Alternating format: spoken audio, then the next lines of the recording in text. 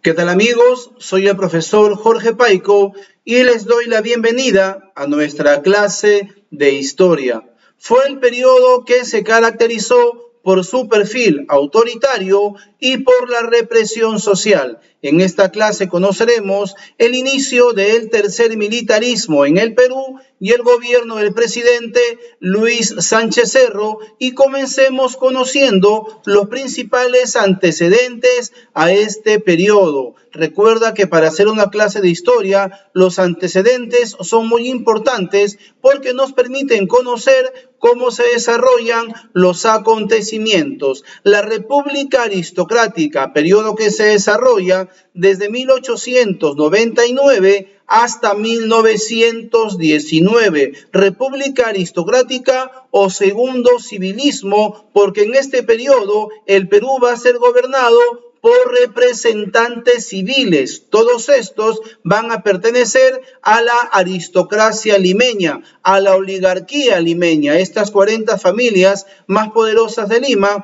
van a gobernar durante este periodo y se va a desarrollar básicamente la industria agroexportadora. Productos como el algodón y la caña de azúcar van a ser los que más se van a desarrollar, los que más se van a exportar durante este periodo, porque estas familias se van a dedicar justamente a esta actividad. Es un fenómeno social muy importante que se desarrolla durante este periodo va a ser la aparición de las protestas por parte de la clase obrera. Cuando aparece la industria en la costa, aparecen los patrones, pero también aparece la masa obrera y comienzan las protestas por parte de este grupo social reclamando sus justos derechos laborales. Los presidentes de la República Aristocrática van a ser Eduardo López Romaña, con el que se inicia la República Aristocrática, primer gobierno. El segundo gobierno, Manuel Candamo, que solamente gobierna 8 meses, porque a los 8 meses de iniciado su gobierno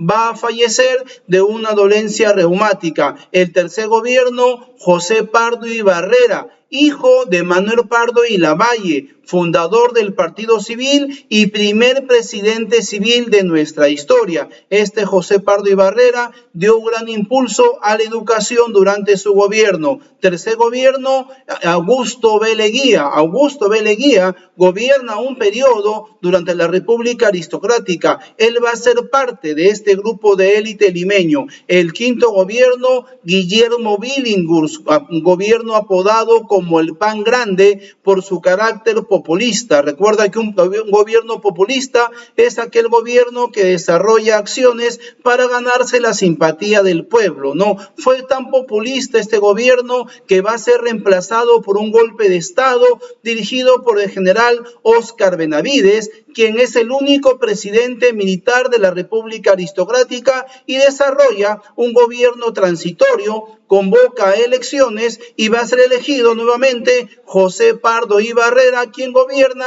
hasta 1919 y fue sacado por un golpe de Estado dirigido justamente por Augusto B. Leguía, y aquí se inicia en 1919 el conocido Oncenio de Leguía, un representante de la aristocracia limeña. Augusto B. Leguía da un golpe de Estado en contra de José Pardo y comienza el oncenio, que se va a caracterizar porque marca un cambio radical de la aristocracia limeña al gobierno de Leguía. Para empezar, se dejó de lado la agroexportación y el gobierno de Leguía se caracteriza por los ingresos de capitales estadounidenses. Recuerda que una de las principales consecuencias de la Primera Guerra Mundial es que Estados Unidos se vuelve una potencia capitalista, la potencia capitalista más poderosa del mundo, y Leguía va a conseguir los préstamos de este país, pero para esto va a tener que someterse a la voluntad de Estados Unidos. El gobierno de Leguía, el oncenio, se caracteriza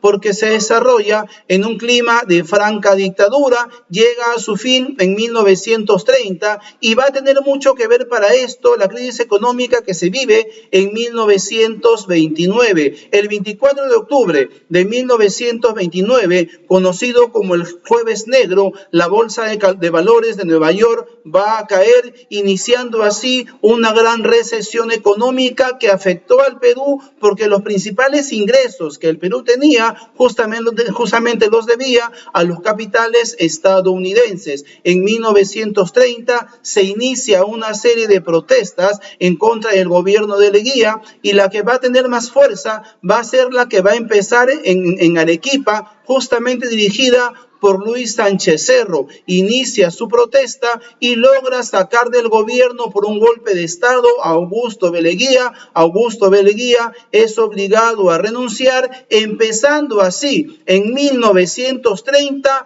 el tercer militarismo en el Perú. El Perú nuevamente vuelve a ser gobernado por un representante de las Fuerzas Armadas. El gobierno que se inicia en 1930 de la mano de Sánchez Cerro inicia en el Perú lo que se conoce como el tercer militarismo, y hay un dato muy importante. La historia tradicional señala que este periodo se desarrolla desde 1930 hasta 1939 y solamente abarca dos gobiernos, el gobierno de Sánchez Cerro y el segundo gobierno de Óscar Benavides. Pero la historia más moderna, los historiadores más contemporáneos señalan que este periodo se extiende desde 1930 hasta 1980, incluyendo los gobiernos de Velasco Alvarado y de Francisco Morales de Bermúdez. Sin embargo, durante este periodo también van a haber gobiernos militares como el de Bustamante Rivero y el de Fernando Belaúnde Terry. Sin embargo, es un dato para tener en consideración. Ahora, ¿cómo se inicia el gobierno de Sánchez Cerro?